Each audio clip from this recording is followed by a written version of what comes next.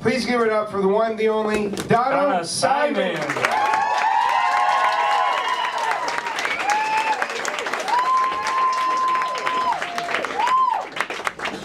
And I'm going to change it up a little bit. It's almost the holidays, so I want to read you guys a warm, family, fuzzy holiday story. So curl up with your neighbor, think about going home, seeing your siblings, your parents, sitting by the fireplace.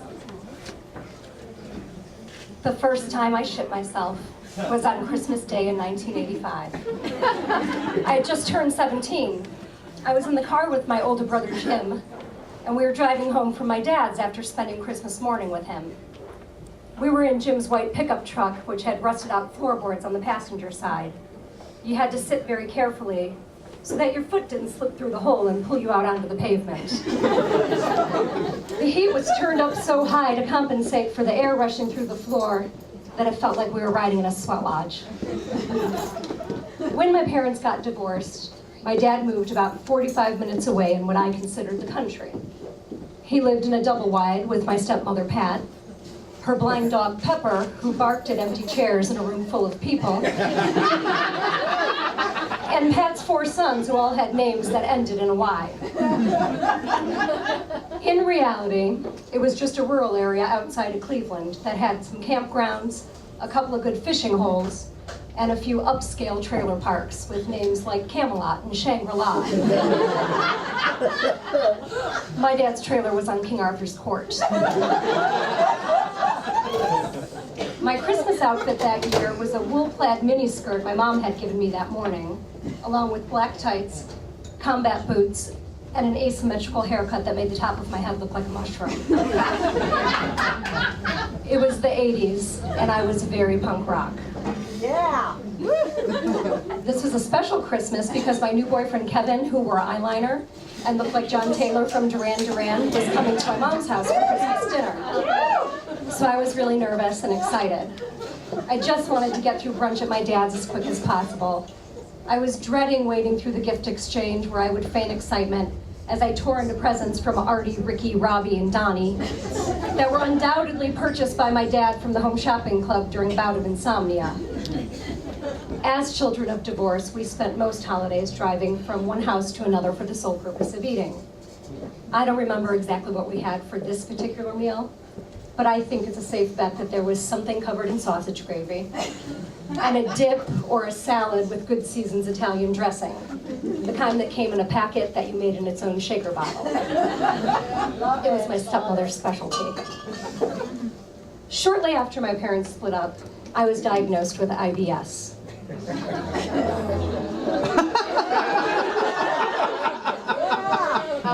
Which I am fairly certain I brought upon myself while trying to get attention during my mother's "I only date black guys" phase. But it was a real problem nonetheless. Within a half hour of any meal, especially at a restaurant or any place over a mile away from home, there was a good possibility that I was going to have to poop. And not just a regular, gosh, I really think I might have to poop soon, but a full body, cold sweat, take your clothes off, pray for mercy kind of thing. And anything could trigger it. Usually it was poor food choices like too much fried food or dairy or anything covered in sausage gravy. And if I was nervous or if I was excited, forget it. We were about halfway home when the first gas pain hit me, followed by the kind of farts that only a 300-pound man or a sleeping dog could produce.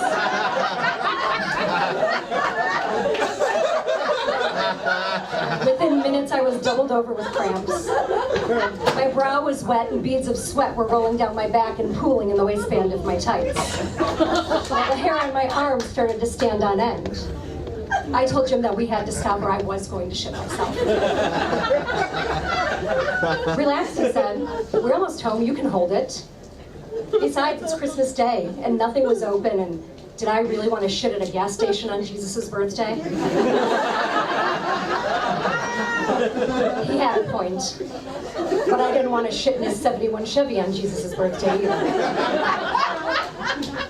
Realizing that he wasn't stopping, I started my familiar ritual of butt-clenching techniques and deep breaths as I quietly began to cry. This was in conjunction with balancing in the seat just so to avoid being pulled through the hole in the floor and being dragged to my death.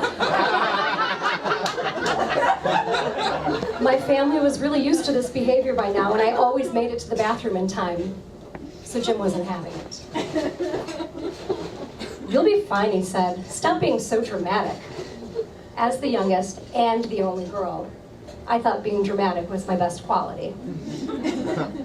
As we inched closer to home, I worked myself into a full-on frenzy, sweatily clenching and breathing and twisting and turning and balancing while sobbing unintelligible sentences at my brother. "I'm shitting Christmas boyfriend's my new skirt."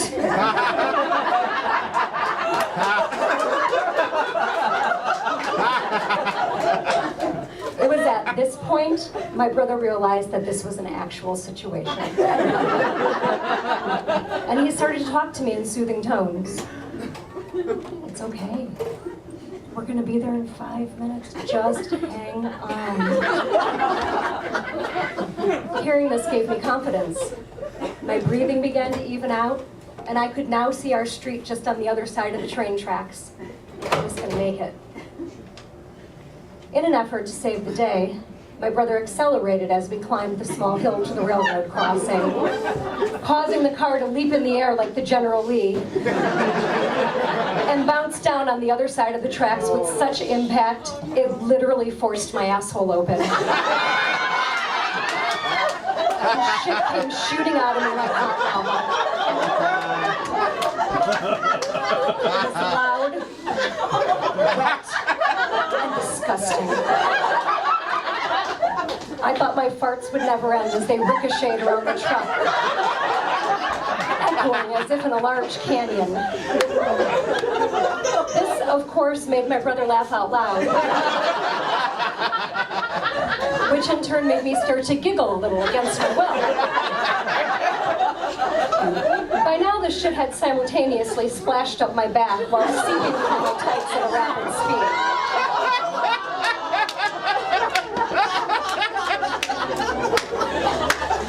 My thighs squeaked and slid against the torn vinyl as my legs hovered over the open road.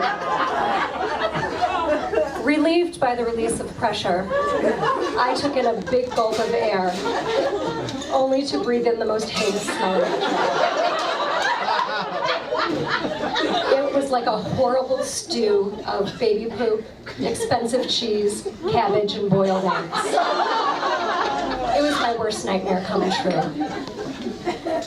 Still laughing, Jim was frantically trying to roll down the window and console me at the same time, gingerly patting my leg, trying not to get shit on his hand. This, as I rocked back and forth in a heightened state of chaos. It had become a free-for-all. Me maniacally giggling and crying as shit continued to dribble down my legs, while Jim pressed on the gas as hard as possible, steering with his knees as he's waved his arms around, trying to push the smell away. The inside of his truck was starting to look like a crime scene as he thankfully pulled into the driveway. We both rolled out of the truck like stuntmen fleeing a burning building. I kicked off my boots and started to peel off my tights, practically naked from the waist down by the time I entered the house. Jim, feeling like he'd just escaped the psych ward, ran to tell my mother what had happened. Shattered, I went to the basement to throw my new punk rock skirt in the utility sink. I climbed in the shower, completely distraught. I was relieved when my mother padded into the bathroom to tell me that everything was going to be okay. She poked her head through the shower curtain, looked at me like a mother can, and said, "And don't think your boyfriend is still coming over after you shit all over your new skirt." Christmas was over.